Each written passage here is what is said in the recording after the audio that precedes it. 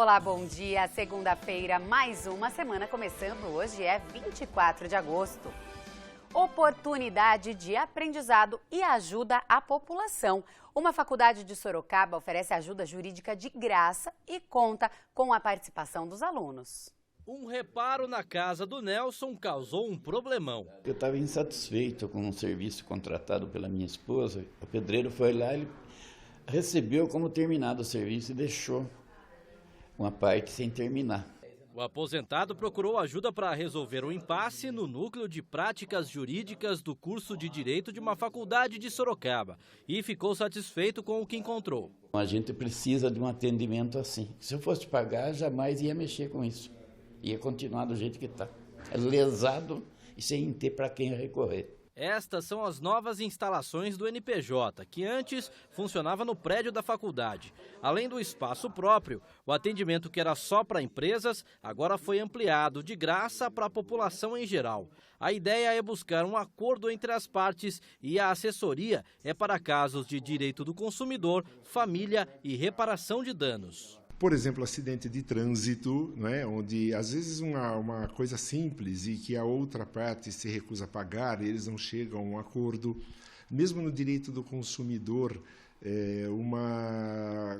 uma coisa não cumprida pela empresa, ou até mesmo a empresa que se sinta lesada eventualmente por um consumidor, nós chamamos as partes e fazemos uma reunião para que elas se conciliem. A iniciativa está alinhada com uma campanha do Conselho Nacional de Justiça pela resolução e conciliação de conflitos de forma alternativa. Quando os envolvidos em um processo conseguem chegar a um acordo, o núcleo encaminha um documento à Justiça para assegurar que tudo será como combinado. Quando ele sai daqui com o termo do acordo firmado e ele é homologado pelo Judiciário, se não for cumprido, basta pedir ao Judiciário o cumprimento daquele acordo e o juiz determina o cumprimento e faz com que seja feito.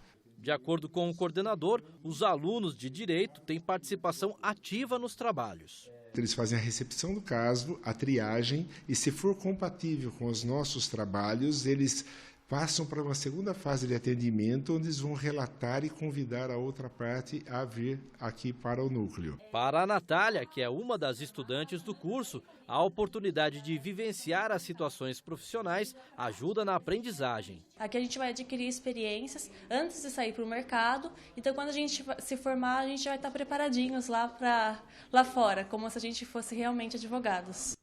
O núcleo atende às terças e quintas-feiras, das 8 às 11 da manhã, na Rua da Penha, número 1227, no centro de Sorocaba. Outras informações pelo telefone 3442-1644, o DDD é o 15. O posto de atendimento do Ministério do Trabalho em Votorantim passa a atender em novo endereço a partir de hoje. A nova sede fica na Rua Francisco Paula Santos, número 35, na região central. O horário de atendimento é de segunda a sexta, das 8 da manhã até as 5 horas da tarde. Vamos falar do tempo. A semana começa com previsão de chuva na região. Sorocaba hoje tem mínima de 14 graus e a máxima não deve passar dos 24. Veja como fica o tempo em outras cidades.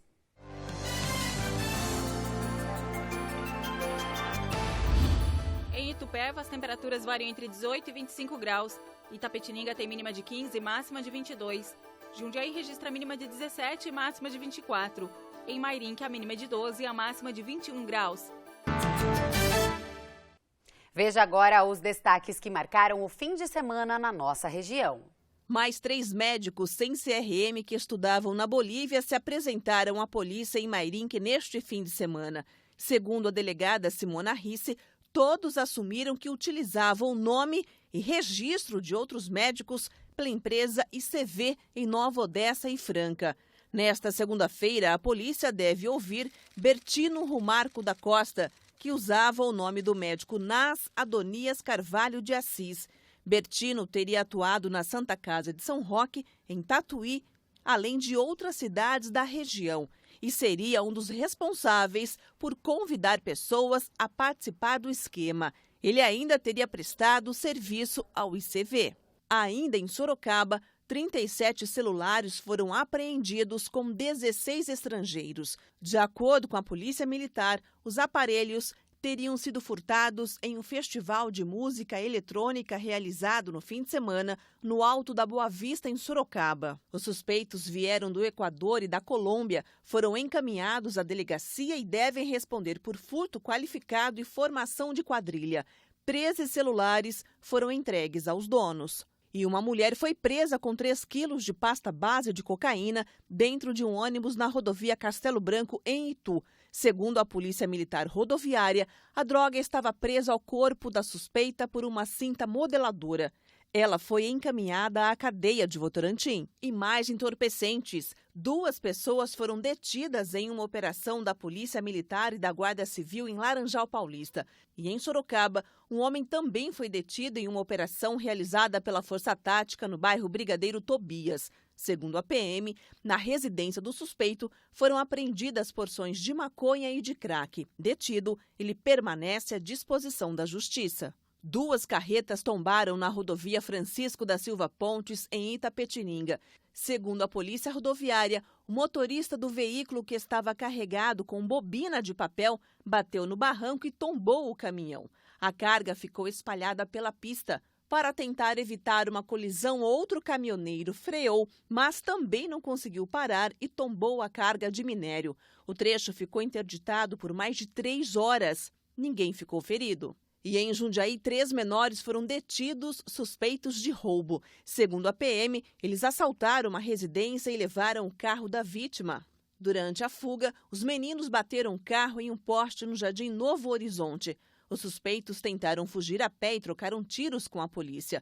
Um deles conseguiu escapar e os outros foram encaminhados ao Centro de Triagem de Campo Limpo Paulista. Ninguém ficou ferido. O desemprego no Brasil em julho atingiu 7,5%, a maior para o mês desde 2009. Empresas que investem na formação de profissionais recém-formados, como é o caso dos trainees, também reduziram o número de vagas em até 20%. O treinamento é puxado. O peso aqui está no papel e na caneta. O preparo também tem que ser psicológico, porque a corrida é contra o tempo. Quando estiver faltando 5 minutos, eu aviso vocês. E aí, encerrou o tempo mesmo. Está aberta a temporada dos principais processos de trainees. Trainee é um cargo específico para jovens profissionais que visam uma futura liderança. Estes candidatos são recém-formados e procuram vagas em grandes empresas. Ele assume projetos onde o nível de exigência é mais alto e existe esse lado da liderança também, em que no futuro vai ser uma pessoa que vai ser um gestor de pessoas.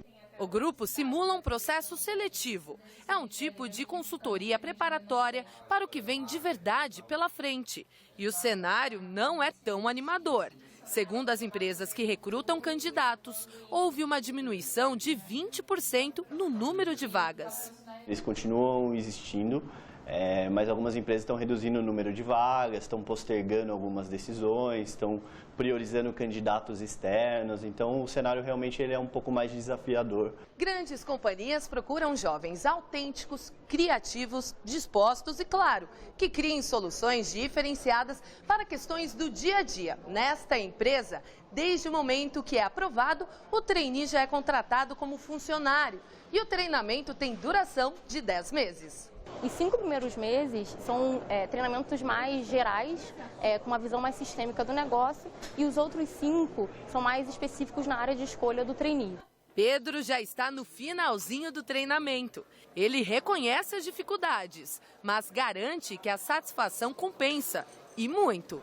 Todo mundo fala, trabalho é chato, mas se você trabalha no lugar que você gosta, você acaba se divertindo todo dia.